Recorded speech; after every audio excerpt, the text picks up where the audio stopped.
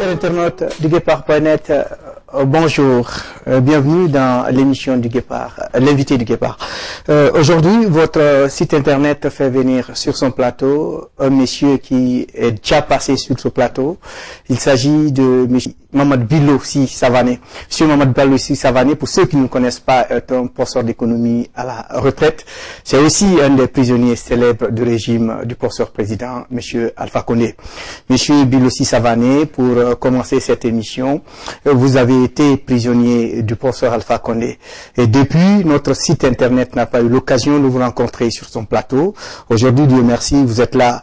Depuis cette arrestation, est-ce que cette arrestation, si vous voulez en d'autres termes, a eu un impact sur votre engagement politique? Alors, pour répondre à votre question, je vais faire un petit détour qui ne va pas durer. Moi, j'étais en vacances en Guinée, comme je le fais très souvent, et comme je fais souvent aussi, j'ai rencontré beaucoup d'étudiants qui cherchent à échanger avec moi, et c'est à l'issue d'un de ces échanges que j'ai été interpellé, enfin pas interpellé, mais enlevé à Conakry. Et donc j'ai été séquestré pendant 5 à 6 jours.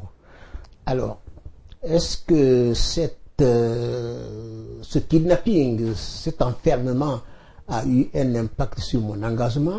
Bien évidemment que cela a eu un effet sur mon engagement, puisque je suis sorti de là avec la détermination d'être désormais ouvertement engagé sur le terrain politique. Puisque quand on a été embastillé pour ses opinions, il serait stupide de ne pas continuer, de ne pas chercher à faire triompher les idéaux pour lesquels on vous a mis en prison. Voilà. Donc, si je comprends bien, cela a impacté positivement ou cela a boosté davantage votre engagement? Ah, cela m'a poussé à être davantage impliqué, pas seulement sur le plan intellectuel, mais sur le plan de l'engagement concret sur le terrain. Désormais ici, mais aussi en Guinée, chaque fois qu'il me sera possible d'être présent en Guinée. Voilà, et puisque nous sommes là aujourd'hui pour parler de notre pays et de la Guinée, parlons-en. Mais ce que je constate à chaque fois que les élections s'approchent ces derniers temps en Guinée, on nous parle d'histoire de complot. À l'approche des élections législatives, c'était un complot orchestré par un certain Benny Steimers, vous m'avez dit tout à l'heure, hein, un diamantaire israélien. Alors, à l'approche des présidentielles, on nous fait sur, en tout cas, les réseaux sociaux nous fait parvenir des images fomentant un complot contre le général Lansana Conté. Alors, je ne sais pas tout cela, M. Bilossi, vous qui êtes un observateur averti de la vie politique guinéenne, qu'est-ce que cela vous dit? C'est devenu une habitude chez notre professeur président. À chaque élection, il fait état d'un complot qui le viserait, et si on cherche un peu plus, on s'aperçoit que au fond, le complot, en tête de complot, c'est lui-même qui monte presque un complot contre lui-même pour peut-être attirer sur lui la bienveillance des électeurs qu'il a déçus, ou la bienveillance des régions ou bien des groupes de personnes à qui il avait promis moins de merveilles. Il n'y a jamais eu aucun complot contre M. Alpha Condé. Je dis bien, il n'y a eu aucun complot contre M. Alpha Condé. Mais il a fait arrêter des militaires pour soi-disant complot. Il a accusé un certain nombre d'opposants politiques connus, par exemple M. Baouri, l'accusant d'avoir monté un complot contre lui, alors qu'il n'a apporté aucun élément, de quelque nature soit, qu'il soit, pour prouver qu'il y aurait même un début d'un commencement d'un quelconque complot contre lui. Donc, faire état de complot maintenant, même pas un complot, dire qu'il y aurait les opposants actuels qui auraient monté un complot contre M. Lansana Conté, je ne vois pas très bien le rapport entre un non-événement ou plutôt une affaire douteuse de M. Moussa Sampil et les personnes auxquelles il s'adresse. Il y a là quelque chose qu'on ne peut pas comprendre. Voilà, récemment, sur le site de l'Union des forces républicaines de Sidya Touré, la liste des membres du bureau exécutif national a été publiée, sur laquelle liste figurait votre nom.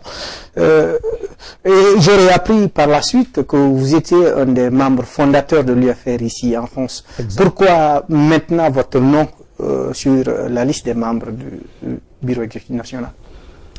Il est exact que j'ai été un des tout premiers à adhérer à l'UFR ici, et je pense pouvoir dire, sans être contredit par personne, que la première carte de l'UFR France, c'est ma femme qui l'a achetée.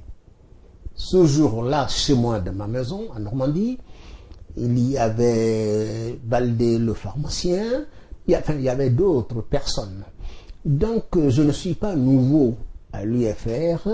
Je n'étais pas seul, mais j'ai été un des tout premiers militants, ou plutôt sympathisants actifs de l'UFR.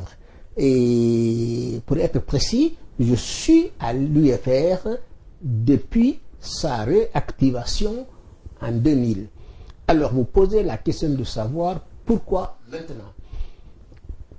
J'étais resté avec d'autres amis comme simples sympathisants, mais sympathisants engagés, parce que nous avions des positions à développer, des positions à défendre, qui n'étaient pas toutes nécessairement celles de l'UFR. Or, être membre d'un parti, c'est avoir des positions qui approchent le plus possible le projet de ce parti. Donc, si je me résume, c'était pour avoir ma liberté d'expression que je n'avais pas intégré le bureau exécutif de l'UFR. Maintenant, je suis au bureau exécutif pour une raison simple. C'est que je suis un de ceux qui critiquent souvent les leaders politiques, y compris s'il y a d'ailleurs, je les critique sévèrement.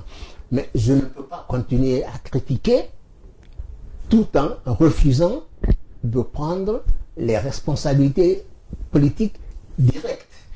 Puisque si je refusais de siéger au bureau exécutif de l'UFR et que par ailleurs je continue de critiquer les leaders politiques, avouez que là il y aurait une incohérence que personne ne peut expliquer.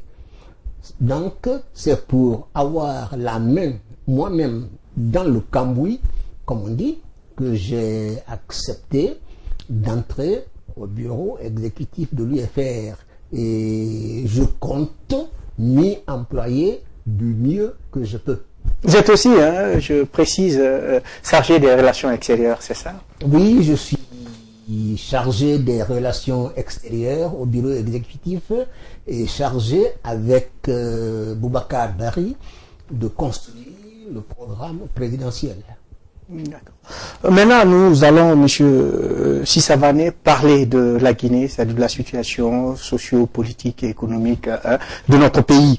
Nous allons commencer d'abord par la situation politique. Récemment, des observateurs avertis ont observé qu'en Guinée, il y a eu falsification d'une loi organique que d'autres qualifieraient d'ailleurs de haute trahison, si cela s'avérait de la part du président de la République. Vous qui écrivez beaucoup sur des sites internet et qui observez beaucoup la vie politique guinéenne, certainement vous en avez appris. Qu'est-ce que ça vous a fait, ou en tout cas, qu'est-ce que vous avez à dire à ce sujet? Alors, moi aussi, j'ai lu, comme beaucoup de Guinéens, l'intervention de M. Ibrahima Sory Makanera, je ne suis pas moi-même juriste. Je m'en remets à ceux qui ont la compétence nécessaire. Mais en tant que profane, ce que je peux dire par rapport à la question que vous me posez, c'est que ça n'est pas la première fois que le président Alpha Condé piétine les règles fondamentales dont il a la charge. Prenez l'exemple. Le CNT était nommé pour un délai de 6 mois, puisque à l'issue de la présidentielle de 2010, il était prévu que dans les 6 mois, on mette sur pied une assemblée nationale. 6 mois passent, il ne fait rien. Et il continue avec le même CNT qui n'avait plus ni légitimité ni légalité.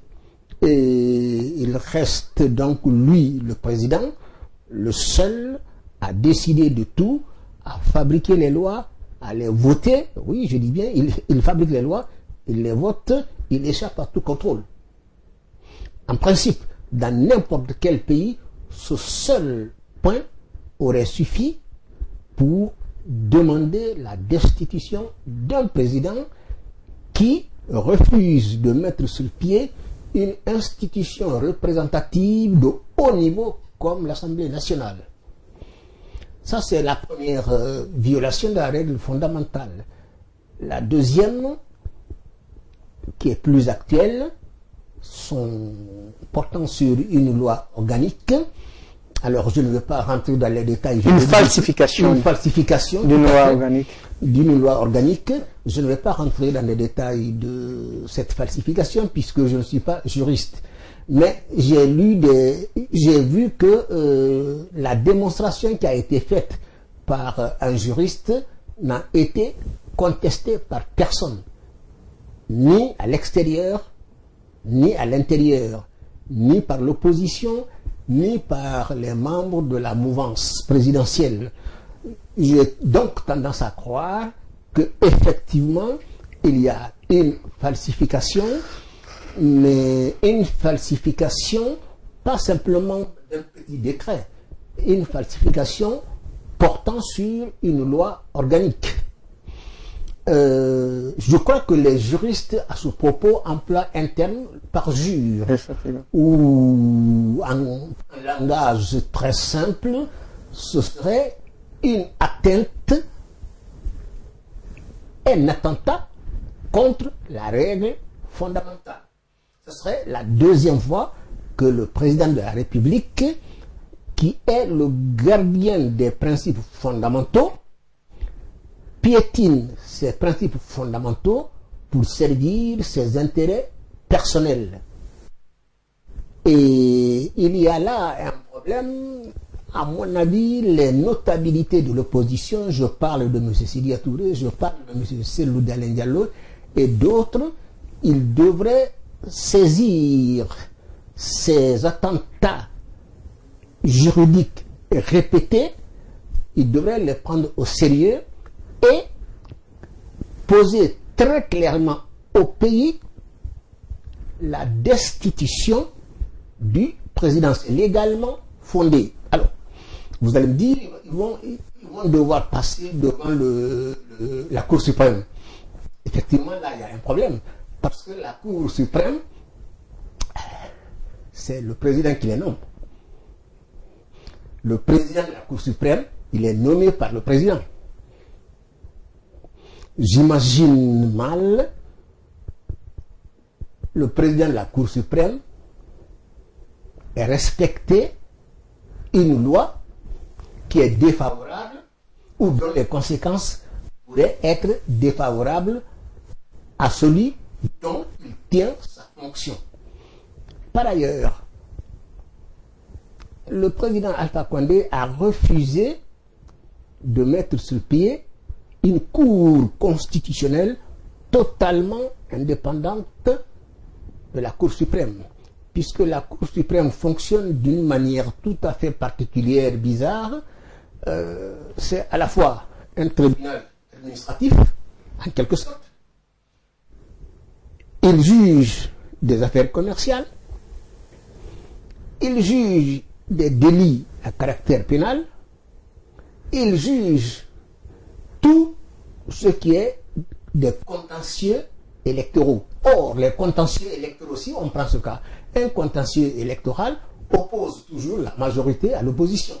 Autrement dit, un contentieux électoral oppose le camp du président au camp de ceux qui lui sont opposés.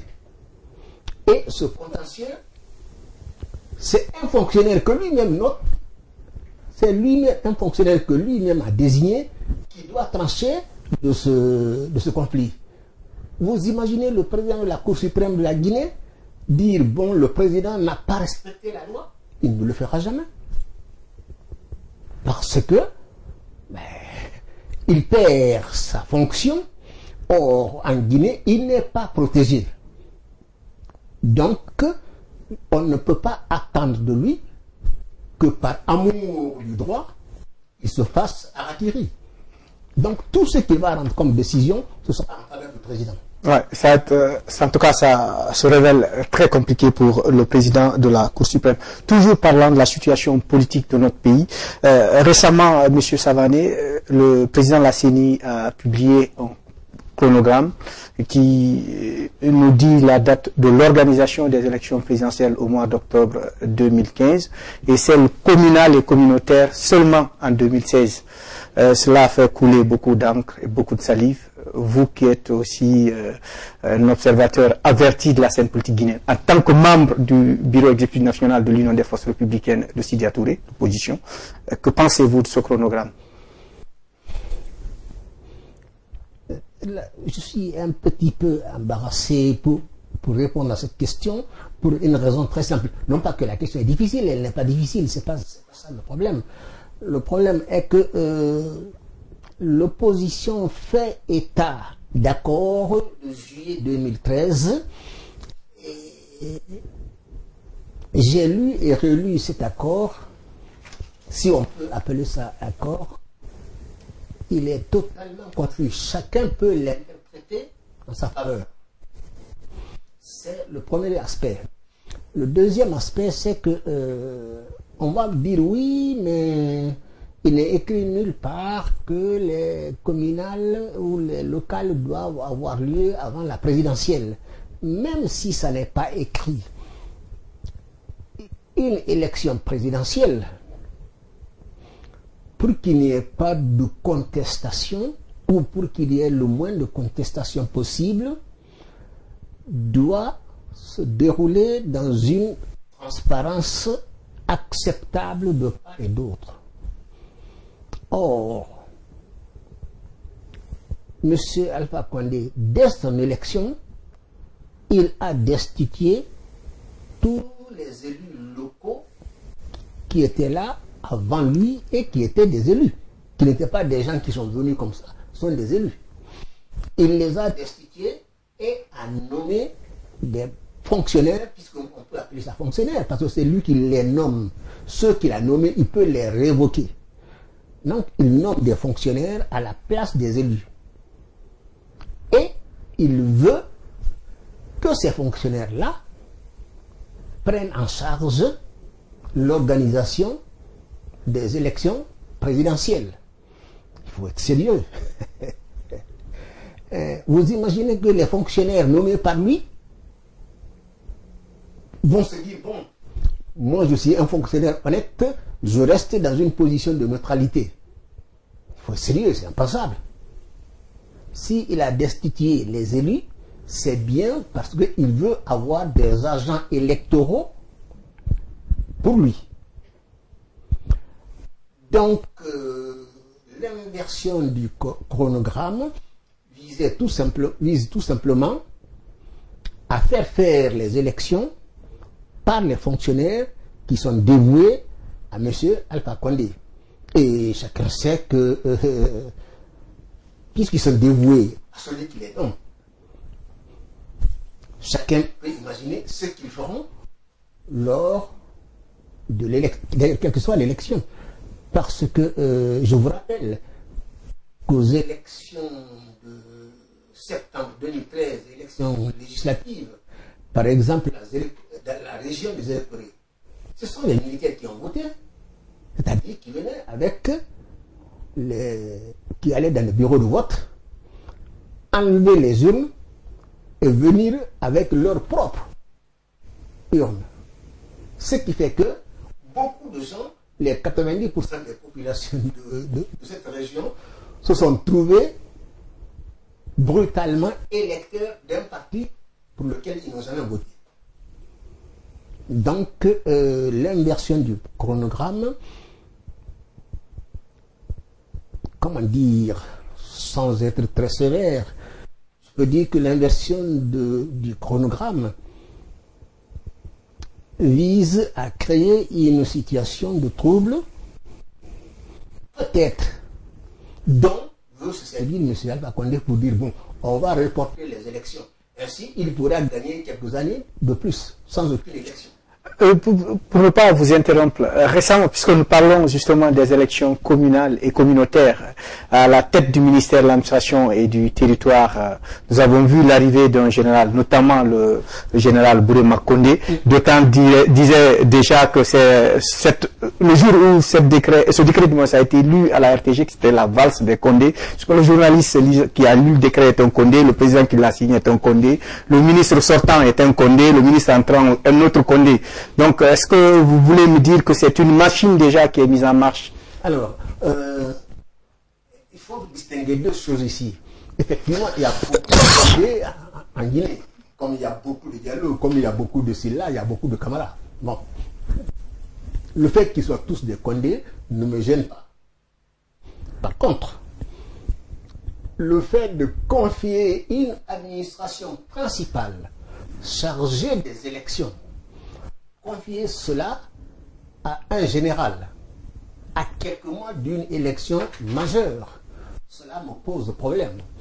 Parce que personne n'imagine une seule seconde que ce général est venu là parce que, bon, c'est un hasard, ou bien parce qu'il est plus compétent, ou bien parce qu'il est plus politiquement plus formé que tous les autres. Personne n'imagine cela. Donc, la raison principale pour laquelle M. Alpha Condé a procédé brutalement à ce changement, c'est à lui de nous expliquer les raisons de ce changement. Mais il y a un point sur lequel je voulais revenir, c'est qu'il faut que les autres militaires, les autres officiers exigent que tous les généraux qui sont nommés dans l'administration quittent immédiatement et définitivement l'armée. Pourquoi? Ça ne veut pas dire que les militaires n'ont pas le droit de travailler dans l'administration, etc. Mais si un général, un colonel, etc., peut faire des va-et-vient entre l'armée et le pouvoir civil, cela disqualifie l'armée, ou dans tous les cas, cela fait peser une suspicion de parti pris de l'armée. Or, l'armée, ce qui caractérise l'armée, une armée quelle qu'elle soit, y compris en Guinée, c'est son outil de travail, c'est un outil de mort, c'est des armes. Ces armes sont achetées avec l'argent de l'ensemble du pays. Ce n'est pas l'argent d'un parti, ce n'est pas l'argent d'une ethnie, ce n'est pas l'argent du président. C'est l'argent de l'ensemble de tout le pays. Et ce qui les distingue, leur travail consiste à protéger le pays avec les armes que le pays leur a mis à leur disposition. Si ceux qui sont chargés de protéger le pays prennent parti, chacun peut comprendre qu'à la longue, cette armée se discrédite aux yeux des populations. Donc, ce qui serait logique de faire, c'est que tous les généraux qui seront nommés ou qui sont nommés ministres ou je ne sais pas quoi, quittent totalement et définitivement l'armée. Tout de suite. Les autres devraient l'exiger. Vous voulez nous dire qu'ils doivent prendre une retraite précoce ou je sais pas moi? À partir du moment où ils deviennent ministres, ils sont partisans. Bien sûr. C'est une fonction politique. Être ministre, ce n'est pas être médecin. Bien sûr. Pas être professeur ou bien, je ne sais pas, c'est pas être plombier.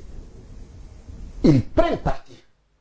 Ils prennent parti avec les armes achetées avec l'argent de tout le pays. Vous imaginez que ça c'est concevable? Si ils sont dans l'administration, ils quittent totalement l'armée et définitivement. Les autres militaires devraient exiger cela. Voilà. Voilà, monsieur Sissavané, revenons sur la question de sécurité qui assaille aujourd'hui la Guinée, parce que je me dis, est-ce que le régime du professeur président ne nous ramène pas comme il l'avait promis? Je reprends la Guinée là où Sékou Touré l'a laissé. Aujourd'hui en Guinée, on assiste à des assassinats ciblés. Il y a quand même des gens qui sont connus. Le dernier cas, c'est le cas de M. Aliou Diaouni, qui est le coordonnateur des fonds de la paix des Nations Unies. Mais il y en a des assassinats aussi ciblés que l'on peut-être que l'on ne révèle pas, parce que ces gens-là ne sont pas connus. Est-ce que n'est-ce pas là aujourd'hui une situation inquiétante dans ce pays? Plus que inquiétante, c'est une situation qui est d'une gravité exceptionnelle. Je remarque que les personnalités qui sont assassinées, le plus souvent, sont liées à des fonctions financières, ou bien les services dans lesquels ils ont un certain poids pour faire sortir de l'argent. Par exemple, c'est le cas de Mme Boireau. Elle était directrice du Trésor, je crois. En tout cas, quelque chose de financier.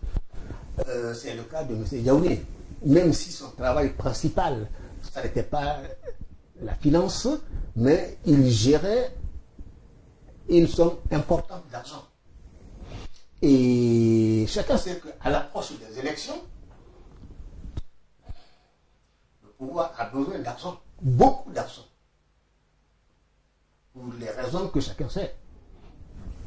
Alors, je constate que toutes ces personnalités qui sont assassinées, on n'a jamais trouvé les coupables. Peut-être les a-t-on cherchés. Ou alors on présente dans une sorte de mise en scène une personne ou deux personnes, le plus souvent qui n'ont strictement rien à voir avec l'assassinat. Et on les présente pour dire, voyez, nous, on travaille, on a déjà trouvé le coupable. Le plus souvent, ils n'ont rien à voir avec les faits qui leur sont publiquement reprochés. D'ailleurs, finalement, ils finissent par être relâchés. Justement, je vais vous interpeller là-dessus parce que j'ai lu la déclaration de porte-parole de la police qui a dit, par exemple, sur le cas de l'assassinat de Mme Boireau, qu'elle s'était retrouvée au mauvais endroit et au mauvais moment.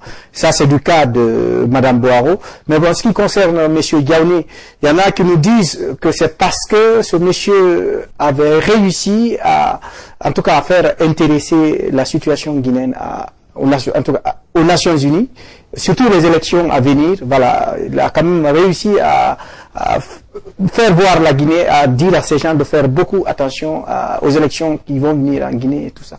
N'est-ce pas là peut-être des règlements de compte ou... Ça peut être une des pistes. Il y a deux pistes possibles chez nous. Ceux qui ont besoin d'argent pour les élections et évidemment celui qui a besoin de restaurer un prestige usurpé. Parce que, à l'exercice du pouvoir, chacun a vu qu'il n'est pas ce qu'il avait prétendu être.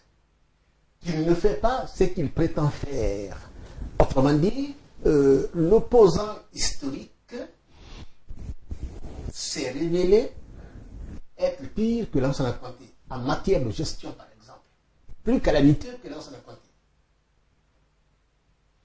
Donc là, déjà, il y a une tromperie dont le pays s'est aperçu.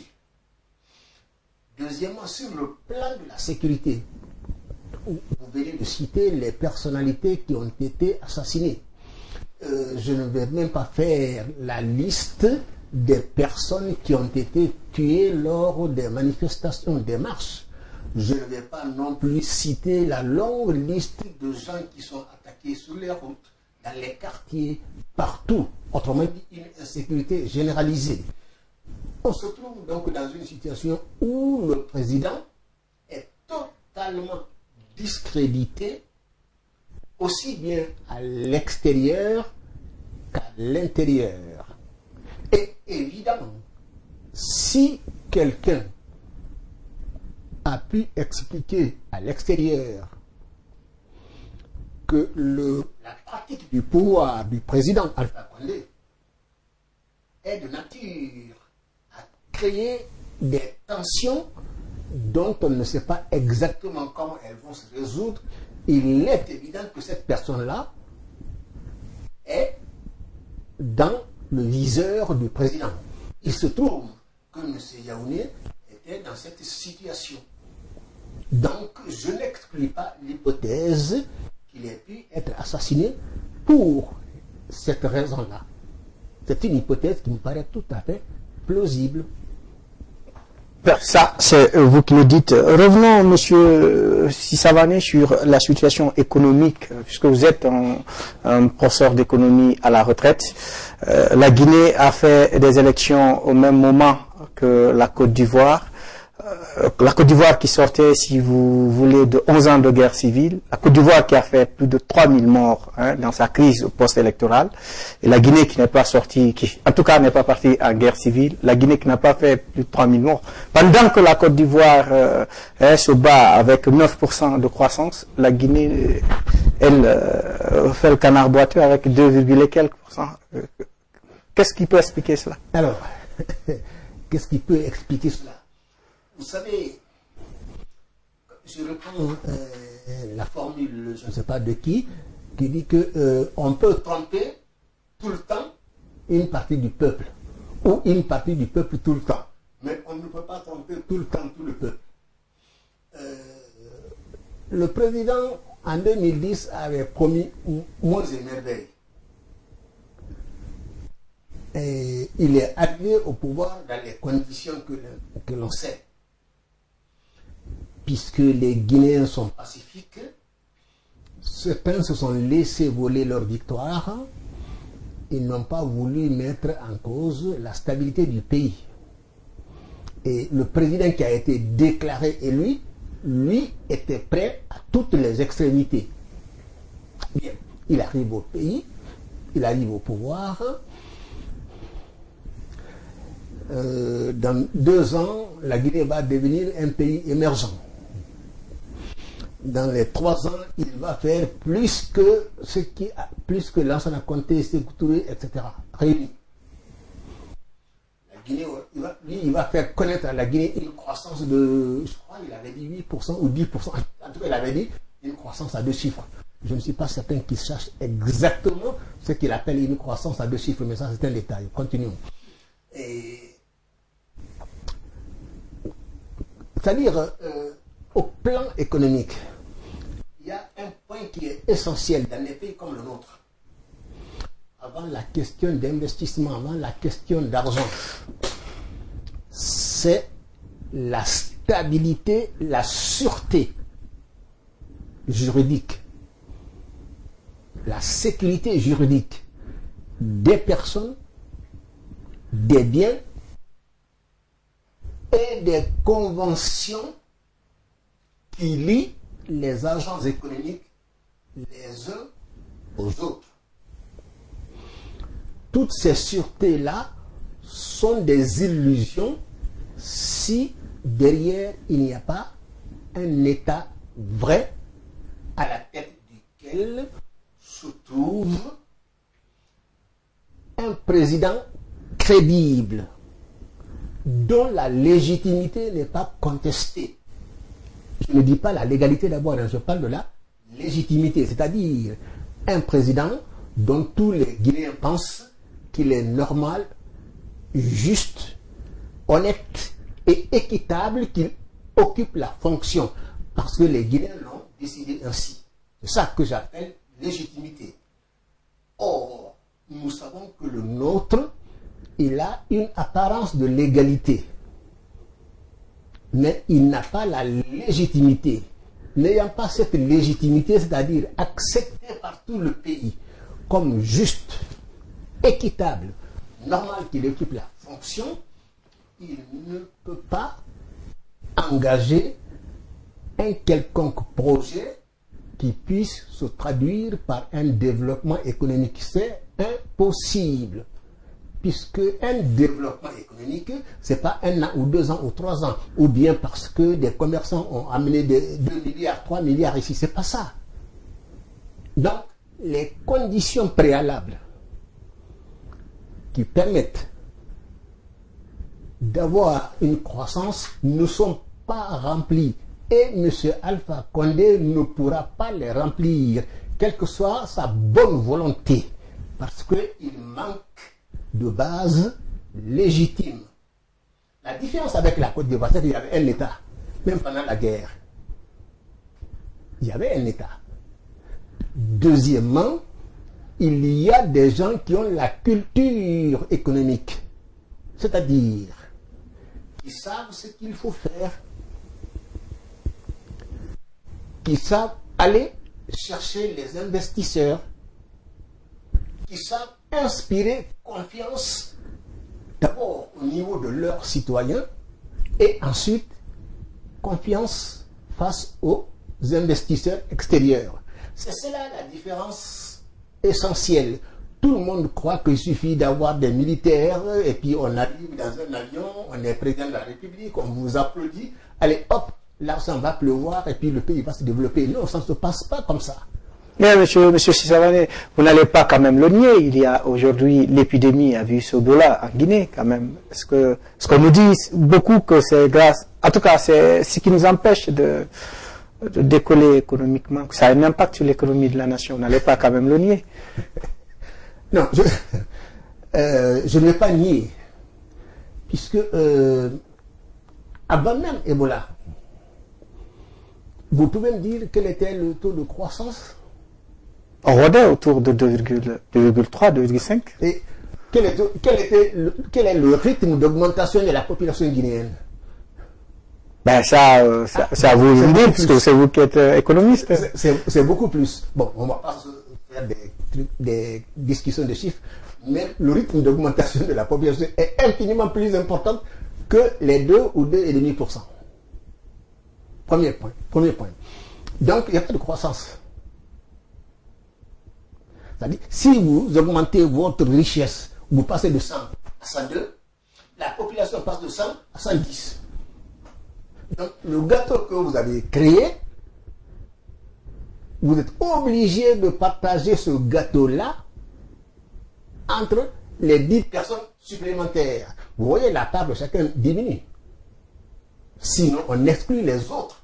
C'est ça d'ailleurs la guerre, en quelque sorte. Donc, avant Ebola, la croissance, bon, je ne vais pas dire que c'était insignifiant. Admettons même qu'il y a eu 2 ou 3%. Mais Ebola ou pas, la situation économique est totalement dégradée. Et Ebola, si on fait un calcul sérieux de l'incidence de la fièvre hémorragique sur l'ensemble de l'activité, je n'ai pas fait le calcul, hein. Je vais vous donner un chiffre comme ça. Je suis sûr qu'on ne dépassera pas 0,1%. 0,1%. C'est pas Ebola qui a fait baisser l'activité économique. Il n'y avait pas d'activité économique. Pourquoi il n'y avait pas d'activité économique encore avant Ebola, hein? Parce que personne ne peut faire confiance à quelqu'un qui est tombé du ciel comme ça, à qui on a remis le pouvoir, et on ne sait pas où il va, on ne sait pas d'où il vient, on ne sait pas ce qu'il veut faire. Il va chercher M. Tony Blair, qui lui-même a été renvoyé de son gouvernement avant la fin de son mandat. Il avait été élu, hein. Il a été menacé de prison chez lui. Son peuple s'est débarrassé de lui avant la fin de son mandat. Vous croyez que ceux qui ont de l'argent vont venir déposer leur argent dans un pays dirigé par un clan de cette sorte? Il faut essayer. C'est vous qui le dites. Oui, c'est vrai. Il ne faut pas se faire d'illusions. Je parle bien des vrais investisseurs. Hein. Je ne parle pas de ceux qui veulent faire du recyclage d'argent de provenance douteuse. Je ne parle pas de ceux-là. Ceux-là, ils font de la spéculation foncière et immobilière en Guinée. Je parle de ceux qui viennent avec l'argent pour produire des biens matériels dont la fabrication nécessite la création de beaucoup d'emplois. Ceux-là, quand ils viennent pour une durée, et même une durée longue. Ils ne peuvent pas venir donc dans un pays dirigé par quelqu'un qui est dépourvu de toute légitimité. Alors, M. Sissavané, c'est bon de critiquer, mais c'est aussi bon de proposer. Pour qu'il y ait aujourd'hui de la croissance en Guinée, qu'est-ce qu'il faut, concrètement? Alors, concrètement, ce qu'il faut, d'abord, il faut un État vrai. Avec à la tête quelqu'un qui a recueilli de manière libre et transparente le suffrage de la majorité des Guinéens. Puisque celui qui recueille de manière libre, je dis bien libre, honnête et transparente, la majorité du suffrage des Guinéens, ça veut dire que tous les Guinéens se reconnaissent en lui. Ils acceptent qu'il les dirige. Ils acceptent que cette personne leur propose des projets qui, s'ils sont réalisés, aura une incidence bénéfique sur leurs conditions de vie. Ça, c'est la première condition. Celui qui ne dit pas ça est un menteur. Il faut quelqu'un en qui la population a confiance. Dès que cela se fait, les investisseurs vont se débarrasser aussi de leurs doutes. Parce qu'ils ont un interlocuteur qui est assis, qui est solide, qui peut se faire respecter. Ils savent que du jour au lendemain, la situation ne va pas être bouleversée. S'il est assis lui-même, tous les outils juridiques qui permettent de développer des affaires économiques et financières, ces outils-là seront bien implanté, servi par un personnel lui-même confiant. Parce que celui qui est son chef, il est là pour un certain temps et le chef et lui ont le même projet. Et ça n'est pas ça le cas en Guinée. Donc encore une fois, il faut une situation politico-administrative éclaircie, stable, susceptible d'inspirer confiance. Ça, c'est la base même. Si quelqu'un vous dit qu'il peut se passer de ça, soit il veut un régime militaire sur lequel il n'y a aucun contrôle,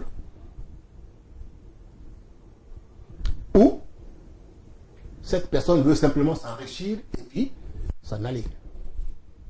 Si on veut vraiment que le pays décolle, le premier point, c'est ça. Voilà, nous arrivons au terme, M. Sissavané, de cette émission. Vous n'êtes pas votre première expérience sur notre plateau, sûrement pas la dernière. Alors, il est de coutume chez nous de demander le dernier mot à notre invité. Vous êtes observateur averti de la vie politique guinéenne. Aujourd'hui, vous êtes membre du bureau exécutif national de l'Union des forces républicaines de Sidia Touré. Vous êtes aussi chargé des relations extérieures.